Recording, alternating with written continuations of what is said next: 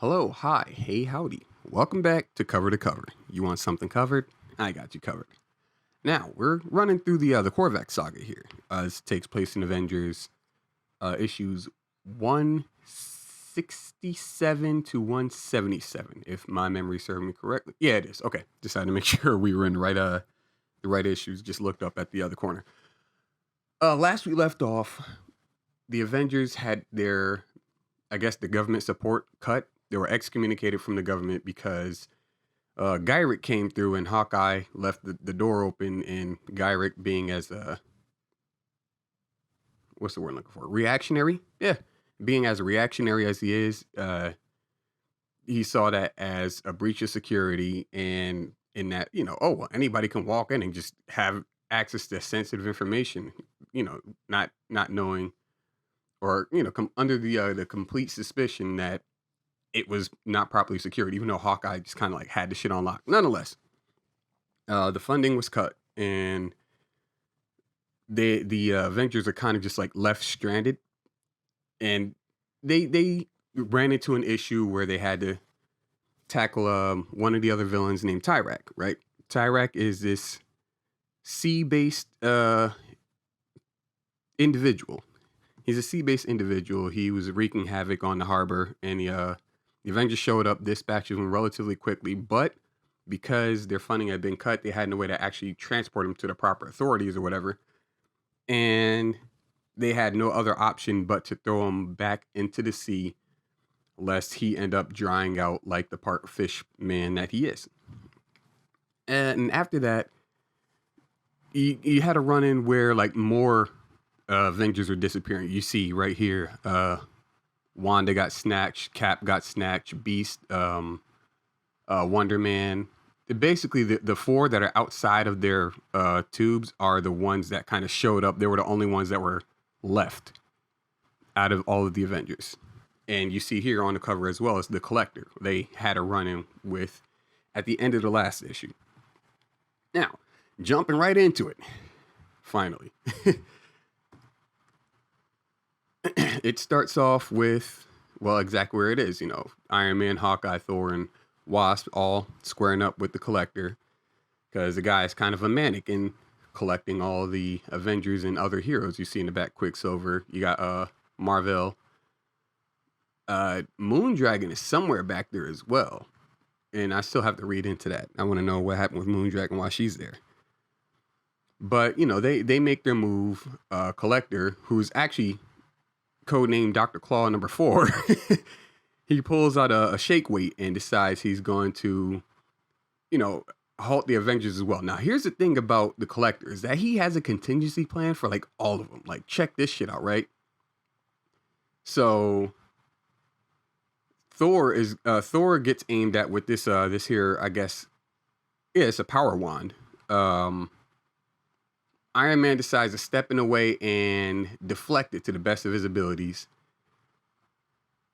And, they make their next move. But what ends up happening here, which I thought was pretty cool, was Collector had an answer for Thor. He's like, here's these, electricity-based creatures, in which Thor, squares up with them or whatnot. And when he goes to strike them, it holds Mjolnir. You see him here say right here, he's like, by hello, what sorcery is this? My hammer I cannot withdraw from the creature, or release my grip on it. So it's just like, that's kind of cool. It's like he looks so goofy at the corner. Collector looks goofy. But damn,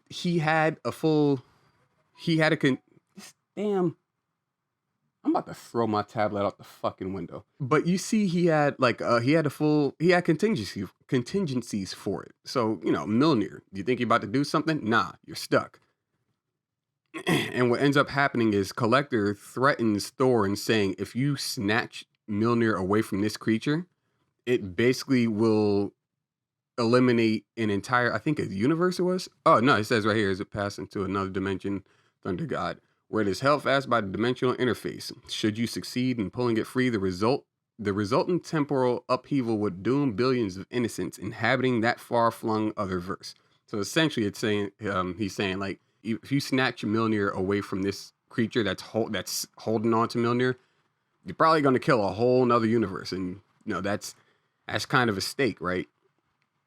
What ends up happening after that, since Thor's kind of been handled, is Tony tries to, tackle him. And what he does is like, he does like a kind of disappearing act. He's not even there. And Tony ends up crashing into some tech here. Janet decides she's going to try to play decoy, right? She's going to try to throw him off of his game so that Tony could get in and like handle him relatively quickly.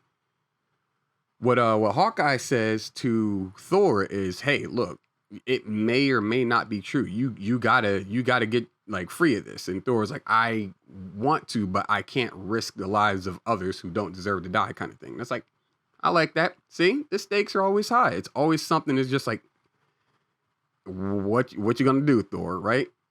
Collector releases these little beams, is what it looks like, but what they end up actually being are darts that release this gas that Tony thinks is like, some kind of poison gas, but ends up actually being like some kind of gas that freezes his joints.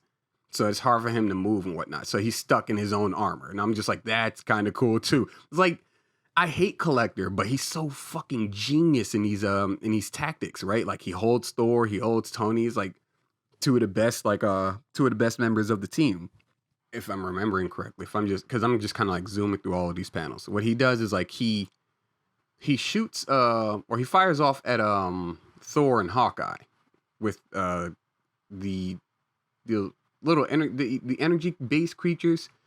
What they did was like they had hit Thor with so much like negative energy that a sudden jolt of positive energy, what Collector's saying right here, would basically render him kind of like immobile. So he's down, and then you see here in this bottom panel, he says, "Yes, I was lying about that other dimension." So essentially, he just played him. He just played on Thor's emotions, and I was like, "That's pretty it's pretty villainous," for a lack of better terms. What Wasp does is she pulls up, like she's pissed because Hank is in one of those tanks, so she's just like, "Nah, I'm sick of this guy's shit," right? So she pulls up and just starts kind of like pelting him in the face and shit. What he does is he sends this little device that chases after her. And basically what it ends up doing is snatching her up, right? And what ends up happening with her, with Janet, is she ends up trying to grow back to her regular size, but what ends up happening is like when the net kind of like snaps, what it does is like it zaps her, right? So she's now down. She's caught. So the last one standing is Hawkeye. This right here, I should read all of this and just let you guys just bask in how fucking fantastic this guy is. But I'm not going to do that. So what ends up happening with Hawkeye is Hawkeye has a quiver full of contingency arrows, essentially. He sends one off, snatches the other device from Collector's hand. He's like, "Yeah, he ain't about to do shit." But one of the things that I thought was really cool, right? One of the things I kind of like a lot about Hawkeye is a lot of the villains tend to downplay him. That's something else that happens. If you guys want to read something Hawkeye related, that's really good. Is Old Man Hawkeye. Check out Old Man Hawkeye, where I don't want to give away a spoiler. But Hawkeye gets undermined. He gets undermined and he gets his comeuppance. It's really good. Go check that out. But what ends up happening is Hawkeye. Well, they say right here, you Archer are the last Avenger and the least. See, like they constantly undermine him. It's like, yeah, man, you're just a regular ass dude. Oh, what? You can hit a target. Congratulations. It's like, but he's still more of like he can hit a fucking target. Like, how often do you have a character in superhero history who's not technically a superhero but can hit targets without looking at them? Like, Hawkeye's just badass. Give my man the credit he deserves. So he ends up snatching the device from Collector's hand, and he's like, "Yeah, no, you ain't about to do shit with whatever you were about to do. You ain't doing shit. Basically, you ain't doing shit." So Collector ends up, piecing the fuck out of there. You see a big ass pterodactyl crow in the back. But Collector ends up piecing up out of there. He sends the pterodactyl crow after him. It's a pterodactyl, but it looks like a pterodactyl crow. What ends up happening is he puts the pterodactyl down with this I guess like a bolo arrow. Ends up wrapping up the pterodactyl's wings, and it trips the bird up, the primitive bird up, and drops the motherfucker just on the ground. It's like, now you stuck. You ain't doing shit. So now Hawkeye has to basically play cat and mouse with Collector, and he's going, and you see him. You see here, like Hawkeye is he's constantly doubting himself, and that's one of the things that I really enjoy about, just like like human characters in superhero settings. And you see him say it right here. Thanks for the backhanded compliment, Prune Puss. But what is he collecting us for? And how can I, alone, without the rest of the Avengers to bail me out, possibly hope to stop the very being who imprisoned them, especially here in his stronghold, where behind every corner hides danger? Right? That's really good. Like Hawkeye is, clearly he's human, but like it's showing the side of him that's not just, oh well, bang pow zoom, I am the hero, I'm destined to win. It's like, I have doubts. What if I fuck up? If I fuck up, everything goes to shit, right? So like all the weight is thrown on his shoulders, and in his head he's just constantly doubting himself, but he's still going. Like it's something that has to happen. These are his friends, these are his compatriots. Like risking, just like piecing the fuck out of there, one, isn't heroic, and two, puts the earth and the universe at large at risk. And he's just like, look, I mean, I gotta do what I gotta do. I like that. That's good storytelling. It's so fucking enjoyable. It's simple in concept, but a lot of people don't get it. And by a lot of people, I mean, the people at the big two now, because they suck. Anyway, Collector drops these pellets that let out this gas essentially that ignites, and what Hawkeye ends up doing is basically like what's the one I'm looking for? Grapple hooking out of there. So he swings that shit around and basically gets out of the area before his whole existence ends up catching fire, right? So he's out of there and he's like, all right, I gotta stop this guy. He's getting ahead of me. So I got to find a way. So he ends up sending like this razor arrow essentially, and it ends up cutting the wires here, where he ends up swinging over to where Collector is and stops him before he can continue on his path. And they do a little dialoguing here, where Collector ends up acknowledging, quote unquote, Hawkeye's competence, but still says, you're just a regular ass person. He says right here, you are clever, Archer. I admire your daring. Useless though it may be. But come now, resistance will only bring you great pain. You have already amply proven your courage. There's no dishonor in accepting the inevitable. Submit. It would be a shame if I accidentally damage you beyond repair while subduing you. And Hawkeye says, sorry pal, I don't buy it. I figure our surprise entrance caught you more off guard than you'll admit. You lucked out against the others with your gadgets you had lying around. But if you had anything to throw at me, you wouldn't be standing there flapping your lips. And it's just like what Collector ends up doing, because he is technically out of contingencies, is he taps into his actual like superhuman abilities. And what he does is he starts warping everything around Hawkeye, right? Like just starts breaking everything, bending the landscape as it is, and crushing everything on top of him. And here's the part. Man, here's the part that's just like it really hits you. Is like, this is how badass this guy is. And people, like, no disrespect to people who don't like Hawkeye, but what the fuck is wrong with y'all? Hawkeye's the shit. Look at this guy, right? Collector says, you would not suffer to be bothered by a mosquito. You would carelessly destroy any irritating lower life form, even a somewhat interesting specimen. And Hawkeye thinks to himself, Cage, the deck itself is just wrapped around me at his whim. It's going to crush me.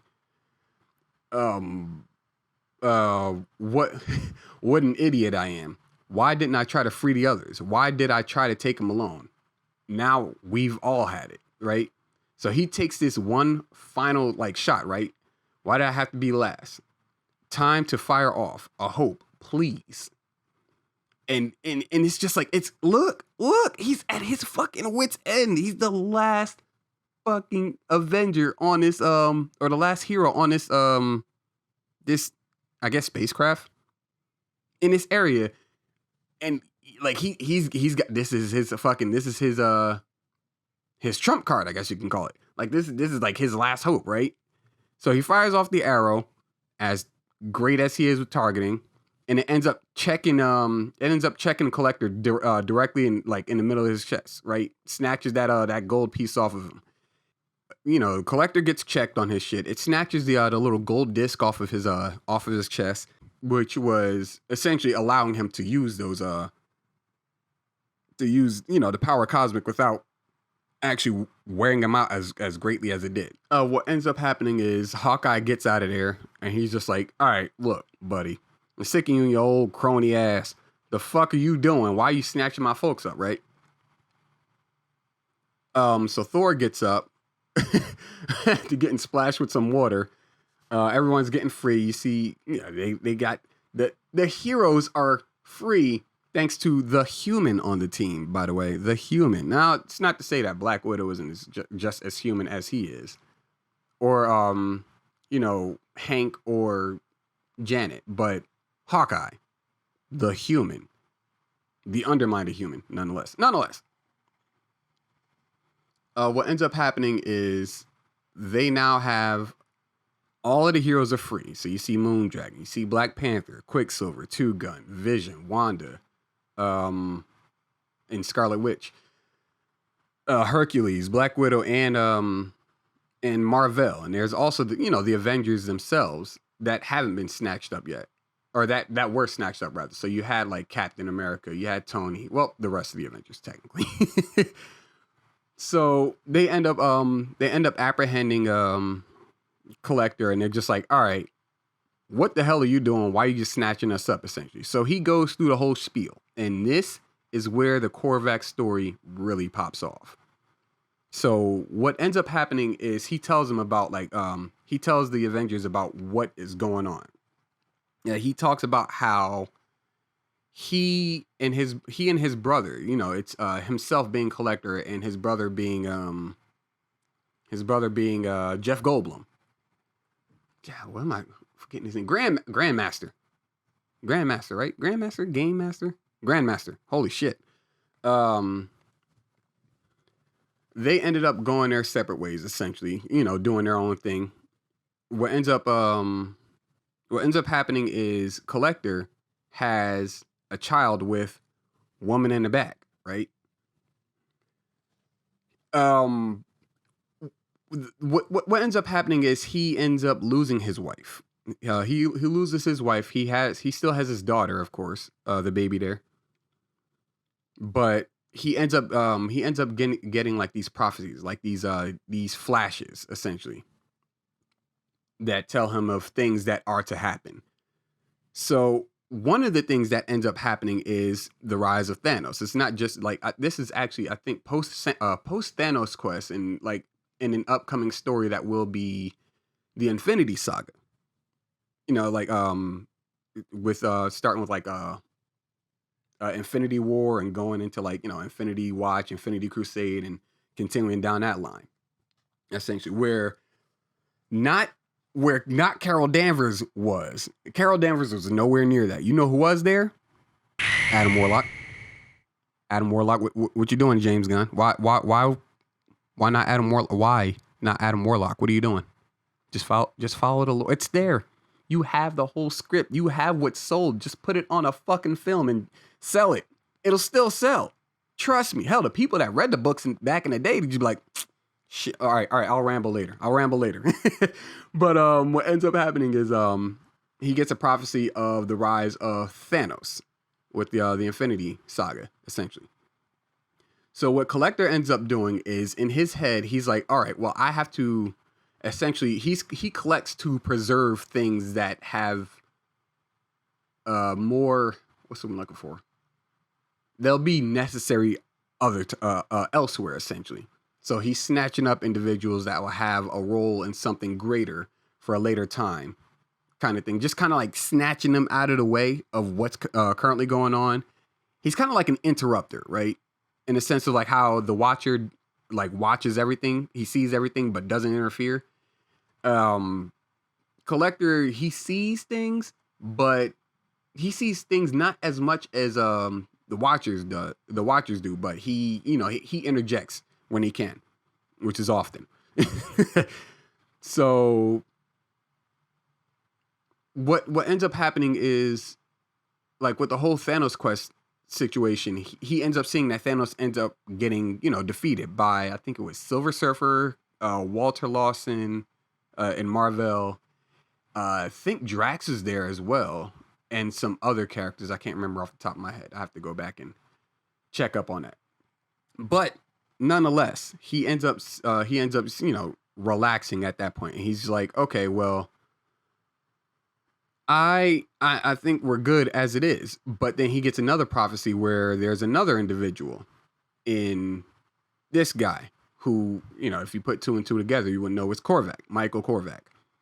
So what he does, what Collector does is he sends his daughter in Karina to essentially spy and rat him out. But what Karina ends up doing is she falls for Korvac.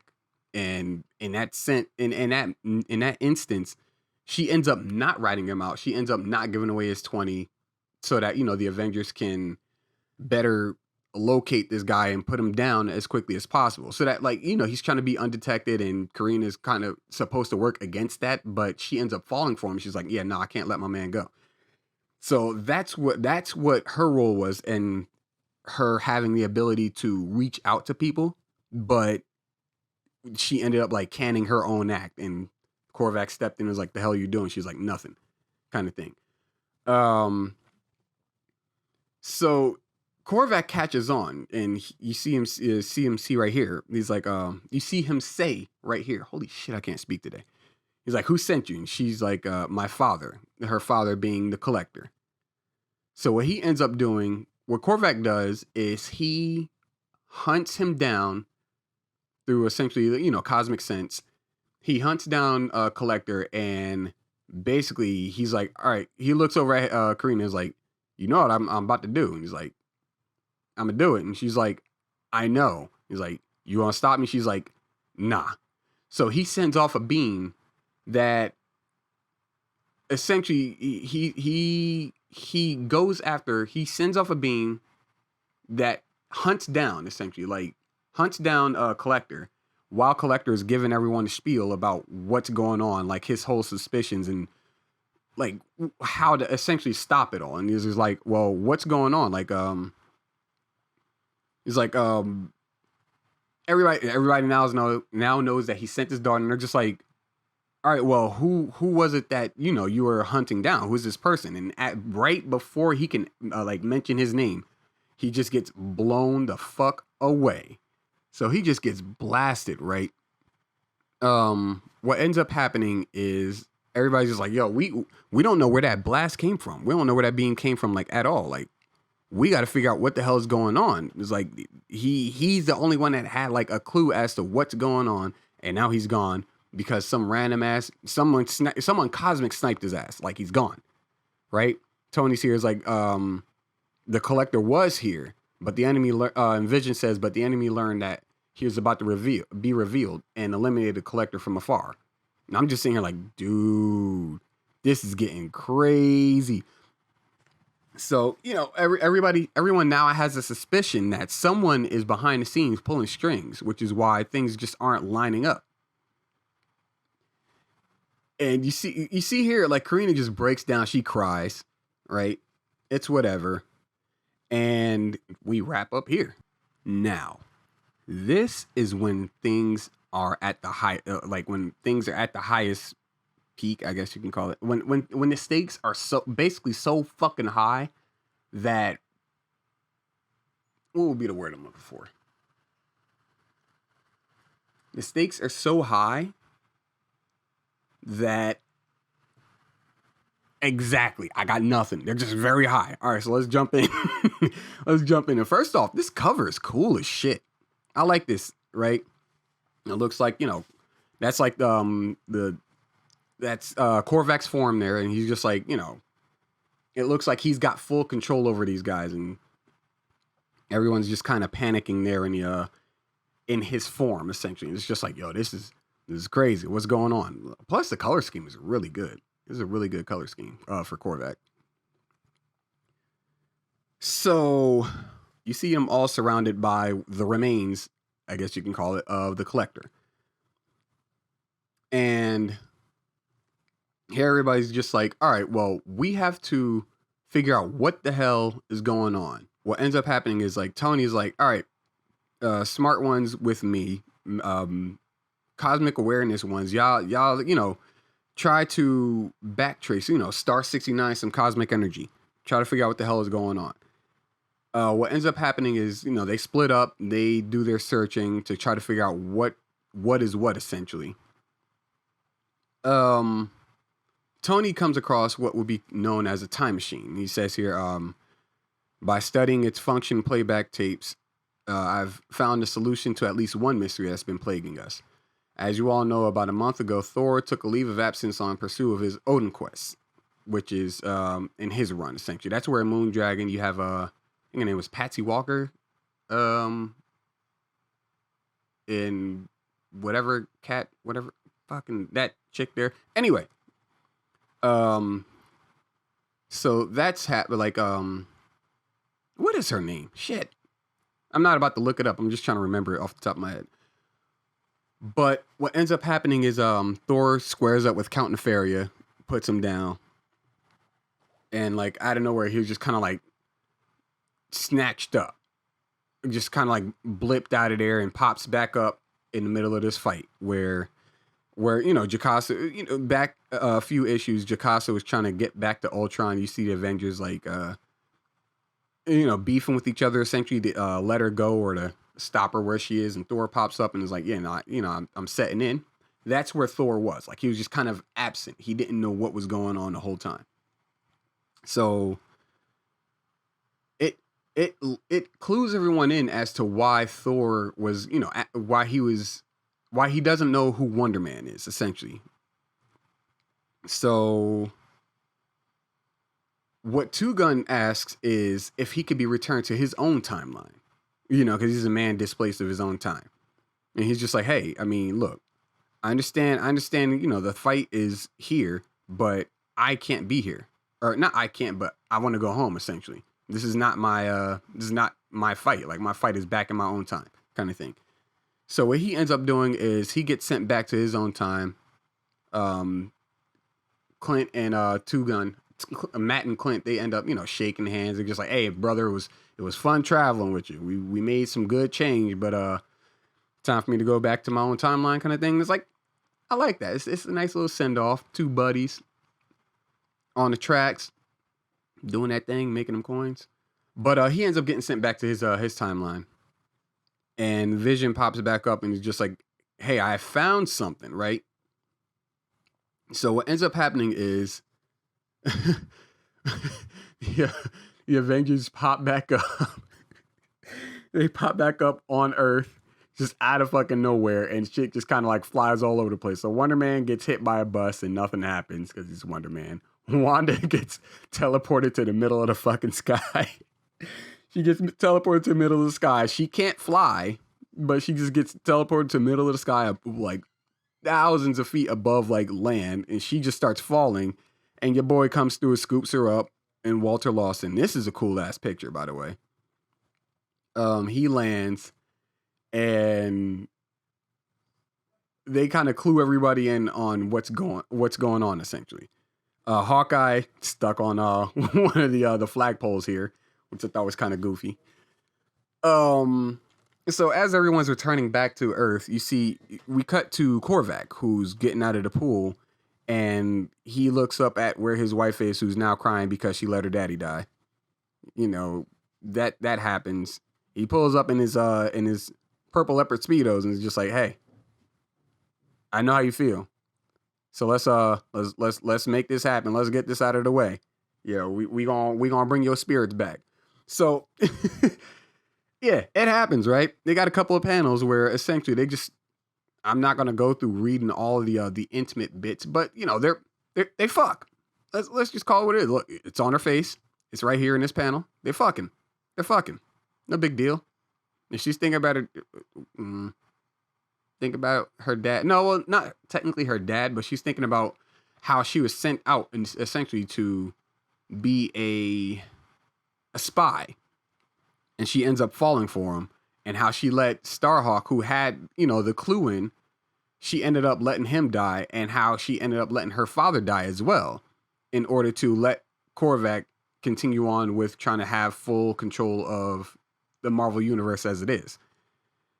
So they fuck, and you see here he does like, which I thought was kind of cool. Like you see, blonde ass Michael, and he has like the slow transition over to Korvac. The machine man, the living computer, and it cuts to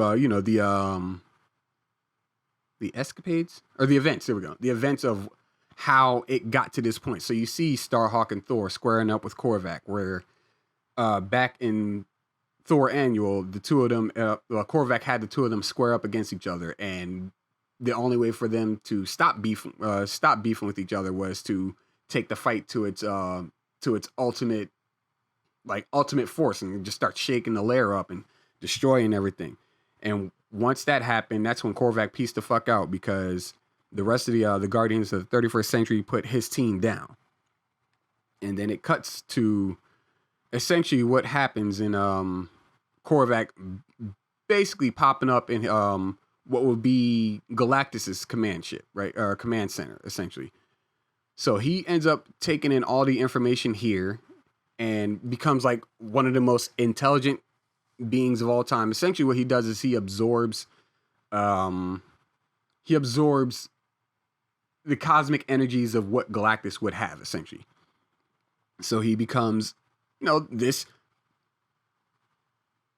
America's All Might. Look, he looks like All Might in his panel. Like that's the first thing I thought when I saw him. I was like, oh shit, look, it's All Might.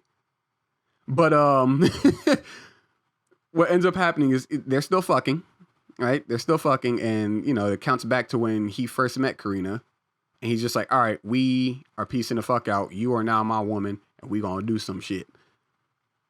So we cut back to, by the way, they're still fucking as we cut, right? We cut back to the Avengers, who are now kind of huddled. The Avengers who are huddled here, and like they're now like, all right, we have to put together some kind of a game plan. So they reach out to the Guardians as well, and in the midst of all of this, there's some infighting, right? So Quicksilver kind of pops off because Hawkeye had like a statement. So you see here, Thor. There we go. Sorry, so many fucking characters at the same time. You see Thor say, "Verily, 'tis a puzzle to try even an Asgard guardian." God, this fucking your speak. Fucking goddamn it, Thor. Verily, 'tis a puzzle to try even an Asgardian mind. And Wonder Man says, yeah, like how do you handle someone who can phone in his murders? In which Hawkeye says, oh, come on, guys, we're the Avengers. Remember, we just walk in and break them in two, right?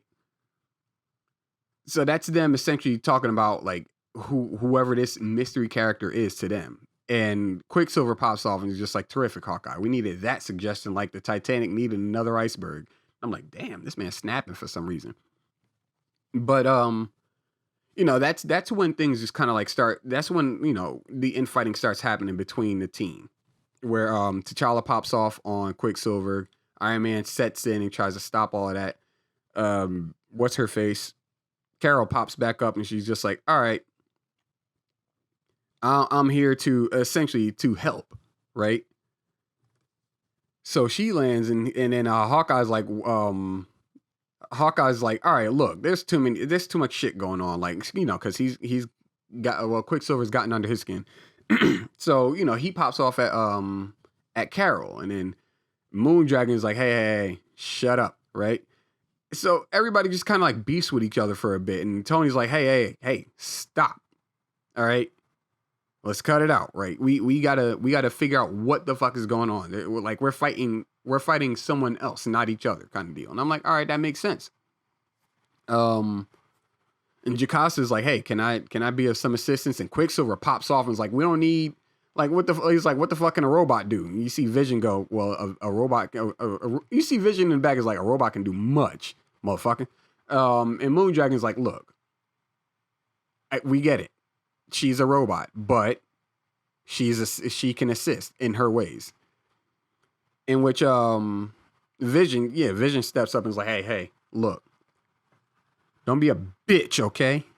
Don't be a pussy, you pussy. Stop acting like a hoe at, I got words, but like, basically what ends up happening is like, Vision pops off on Quicksilver. So they kind of beef a bit. Tony steps in the middle of them, stops that. And Quicksilver's like, yeah, I don't need none of this shit. So he takes off.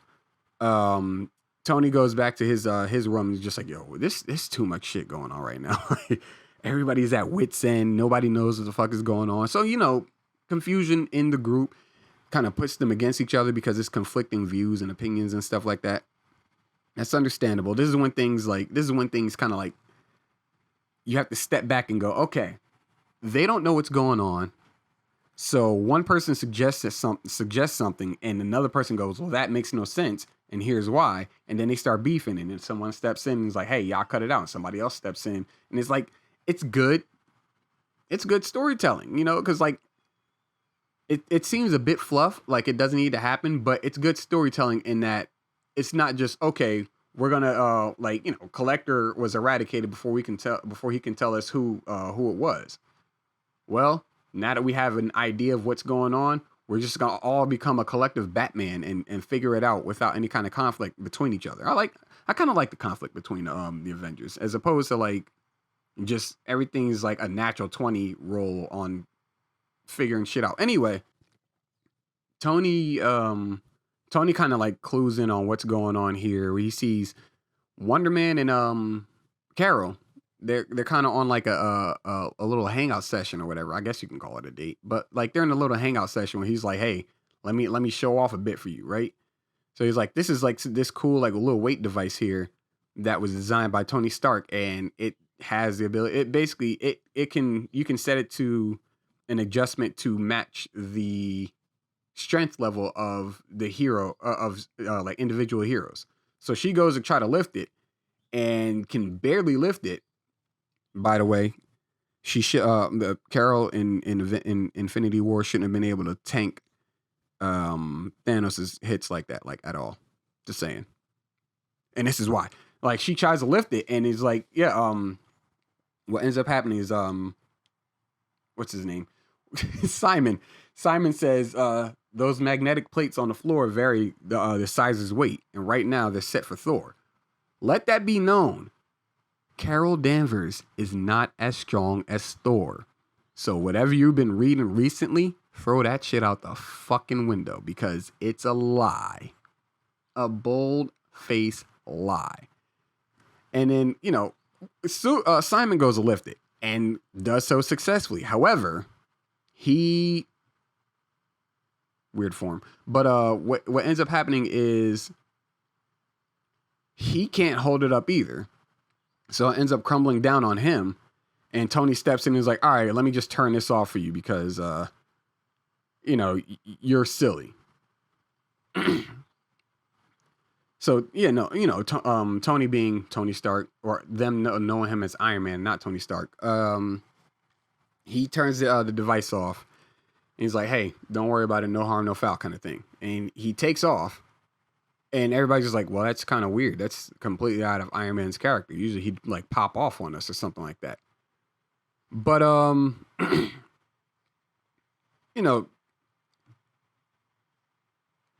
what's her name? Carol. There we go. It's fucking these names. So many names. But Carol ends up taking off. She's like, I gotta also handle some things. So Tony shows back up. He sees Jarvis. He sees Jarvis kind of like in panic mode because like it's just a whole bunch of stuff just got snatched up. Basically, Gyrich came through and took everything, right? And Jarvis is just basically cleaning behind where all the devices were and stuff like that. Um, so Tony kind of flips out and he's like, "Yo, that was all we had to be able to track down what was going, like, who dusted Collector." So he's smashing through everything, kind of flipping out, and he has the thought. It's like, "Oh wait, I can reach out to the Guardians, because the Guardians have that whole fucking command center." So he does so, right? And you see him, giving a phone call, fucking a traditional phone call with a rotary phone to the Guardians, and Starhawk picks up. So they're all like, "All right, we gotta kind of like we gotta link up." So they do so. And you cut back to Karina, who's now slowly turning into a redhead. You see her with strawberry blonde hair right here, and what Korvac still believes in his hubris is, oh well, the Guardians reached out, the Avengers reached out to the Guardians, and the only one out of the Guardians who could actually locate me was Starhawk. And it's like, oh shit. So he has the he sit there and he's just like, well, Starhawk, I've already erased myself from his memory. He won't be able to track me. And it's like, that's clean as hell. I like this, right? So they're just like, well, I don't know what the Guardians are going to do. But here's where it really gets interesting, right? This is when the story really, really, and I keep saying it takes off, right? This is when, the plot thickens, is what I should say. When the tables turn, when the stakes are raised like another 400-500 feet. Nonetheless, this is where it wraps up.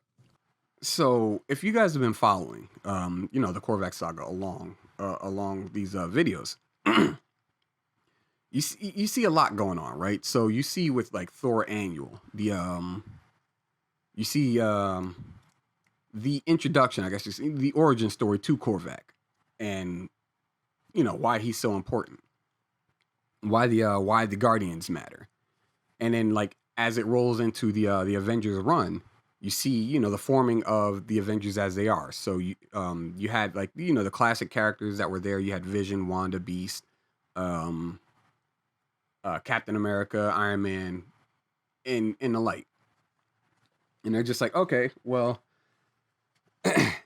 things are kind of like popping off as normal to a degree. So you got like these other villains, these other enemies that come in, and they have like they bring in other heroes along with it. So with Ultron, they ended up bringing in Jocasta. With Tyrak. With Tyrak, they brought in like Captain Marvel. Well, no, Captain Marvel came in with Ultron as well. But that's when they brought in like Hawkeye, is what I should say. Like they bringing in Hawkeye. You see Widow and Hercules show up. You see Black Panther show up. You see all these other characters, these other heroes that are going to show up and essentially bring the final fight to Korvac when they actually like track him down and figure out where he is and stuff like that. And it's like it seems like at this point in time, it's kind of like it's kind of like a rat race in a sense, where everybody's just kind of scrambling, trying to figure out what's going on and stuff like that. And in the next installment, well, the next video is going to be the conclusion, like the climax of all of this. So you see, like as it's been going on, you had Korvac, who's working in the shadows and kind of like erased his cosmic presence from everybody. So you see him completely obliterate Starhawk and then rebuild him, but take himself out of his memory, so he can't track him down. You see him bypass cosmic security of the Watcher. You see him bypass cosmic security of eternity itself, and also bypassing like Odin, Zeus, Mephisto, bypassing Peter Parker's spider sense, bypassing Doctor Strange's mystic sense. He's just working in the shadows, unseen rather, by everybody. And his plan is just coming into fruition. The only people that actually had like a clue into who he was and what his threat level is, are the Guardians, who can't track him without Starhawk, and he's been taken out of commission, and the Collector, who is Karina's father, who's also been taken out of commission, in which Karina did not step in at all for Starhawk or for the collector when when they were about to give away his 20, when he was about to get handled. And it's just like, this guy is more of a threat than people are giving him credit for. Like he's kind of like what would be considered a this is kind of like a bit run, and it's fine, but it's so good. Like it's so good because like this is why I say he's like the like this story is kind of like an unsung story. It's something that needs to be spoken on. It's something that a lot of people need to know about, especially with the I don't know if the rumors are true. I have to reference this again. I don't like, especially with the rumors of Korvac being like, one of the main villains in Captain Marvel 2. One, that'd piss me off all the way, right? I get it. She had a run-in with Korvac. What's her face? Carol. She's had a run-in with Korvac. But as you guys have seen throughout this run so far, she's had generally fuck all to do with any of this. She just shows up and looks good. That's it. She barely beat Tyrak by her. She couldn't take Tyrak by herself. She tried, but fell flat.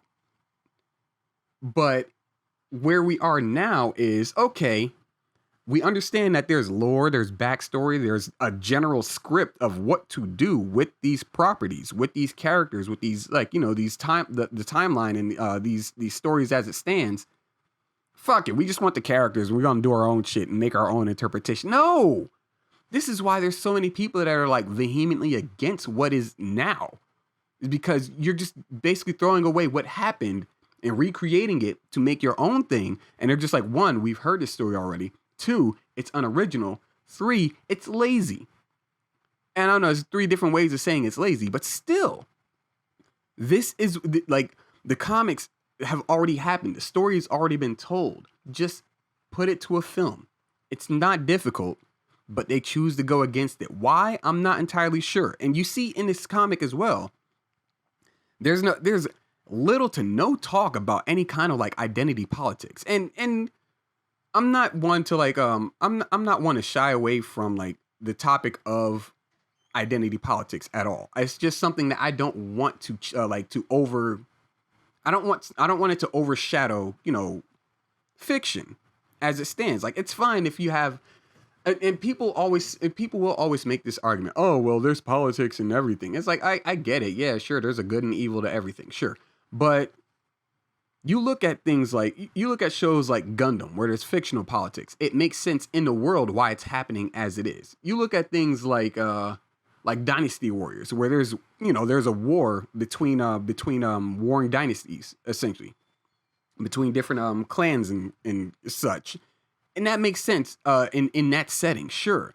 But you look at the Avengers or Marvel as it is, and it's superheroes fighting super villains. There's no political no overarching political plot behind it. Like no one's going around saying, "Hey, you misogynist, I'm gonna take you down because you're a misogynist." Like, what kind of fucking story is that? Like, who wants that shit? Who's reading that shit? Nobody wants that.